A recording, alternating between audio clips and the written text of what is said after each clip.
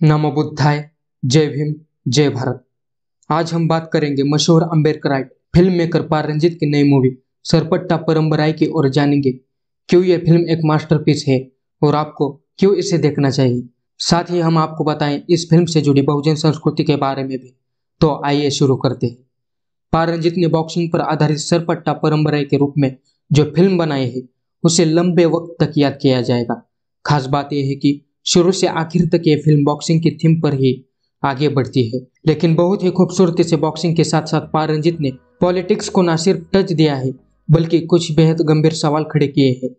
इस फिल्म को सिर्फ बॉक्सिंग पर आधारित मूवी कहना काफी नहीं होगा, बल्कि उससे कहीं आगे है, क्योंकि असल में सरपट्टा में जो बॉक्सिंग रिंग दिखती है उससे हर बाउट्स और फॉल सीधे समाज और राजनीति की गहराई को उजागर करता है।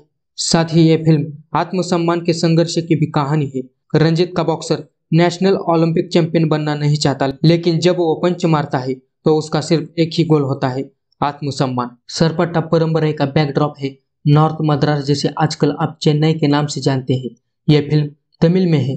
फिल्म का ट्रेलर आते ही खूब सराहा गया है और अब फिल्म को भी खूब तारीफ मिल रही है। फिल्म की कहानी एक बॉक्सर पर आधारित है जो अपने समुदाय के आत्मसम्मान की लड़ाई लड़ता है। क्या है फिल्म की कहानी? सरपट्टा परम्पराई बॉक्सिंग स्पोर्ट पर आधारित एक जबरदस्त ड्रामा फिल्म है। मद्रास में एक कम्युनिटी है जिसे अंग्रेजों ने अपने मनोरंजन के लिए बॉक्सिंग सिखाई थी। यहाँ सीधे जाति का नाम नहीं लिया गया है, बल्कि क्लान यानी कुल शब्द का इस्तेमाल किया गया है। लेकिन कहानी से साफ है कि ये बहुजन पृष्ठभूमि से आने वाले लोगों की है।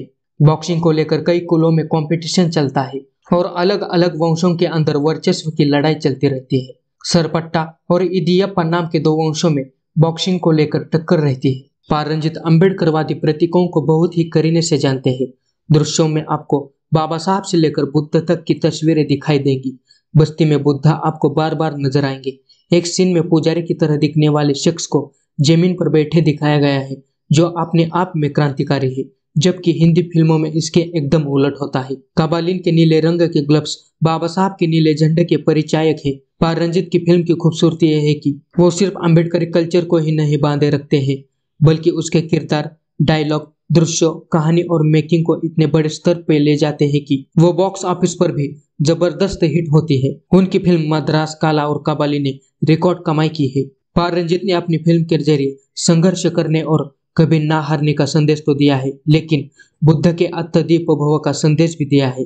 गाने के लिरिक्स में बताया जाता है कि कैसे मधुमक्खी की तरह डंक मारो और तितलियों की तरह पंख लगाकर उड़ जाओ, तुम खुद ही तुम्हारी रोशनी हो, यानी बुद्ध की बी योर वन लाइट की सीख मिलते हैं। पार रंजीत का किरदार कहीं मन्नत मांगने नहीं जाता और ना ही कहीं परिक्रमा करने जाता है, बल्कि अपनी मेहनत से सारी चुनौतियों से पार पाता है। बाबा साहब ने लगन और तार्किक सोच का संदेश दिया था। हिंदी फिल्मों के मुकाबले पार रंजीत की फिल्मों में दलित बहुजन किरदार एक विद्रोही और ताकतवर होता है। हिंदी फिल्मों में दलित किरदार लगान के कचरे की तरह दिखता है, जहां दलितों को दिनहीन दिखाया जाता है, या फिर आर्टिकल 15 की तरह लाचार, जहां कोई सवर्ण हीरो मसीहा बनकर उन्हें बचाने आता है। लेकिन पार रंजीत की फिल्म में दलित हीरो दमदार और ताकतवर छवि वाला होता है। पार रंजीत की फिल्म कबाली में भी हीरो असल मायनों में हीरो होता है, डरपोक या दब्बू किस्म का नहीं होता। हाल ही में पार रंजीत के ही साथी मारी सेल्वराज की फिल्म कर्णन में भी दलित हीरो एक योद्धा की तरह दिखता है। इसलिए आप खुद ये फिल्म देखें। अमेजॉन प्राइम पर फिल्म अवेलेबल है। हाँ, तमिल भाषा में है, लेकिन आप इंग्लिश सबटाइटल के साथ आसानी से देख सकते हैं। तो जाइए जल्द ही फिल्म देखें और फिर कमेंट बॉक्स में बताइए आपको फिल्म कैसी लगी। मित्रों, आशा करता हूँ आपको यह वीडियो पसंद आया हो, तो इस वीडियो को लाइक कीजिए, ज्यादा से ज्यादा शेयर कीजिए। अगर आपने अभी तक इस चैनल को सब्सक्राइब नहीं किया है तो जरूर सब्सक्राइब करें और साथ में दिए गए बेल आइकन को दबाना मत भूलें। इसी के साथ नए वाले चैनल को भी जरूर सब्सक्राइब करें, ज्वाइन बटन के जरिए चैनल के सदस्य जरूर बने। चलो मिलते हैं अगले वीडियो में। नमो बुद्धाय।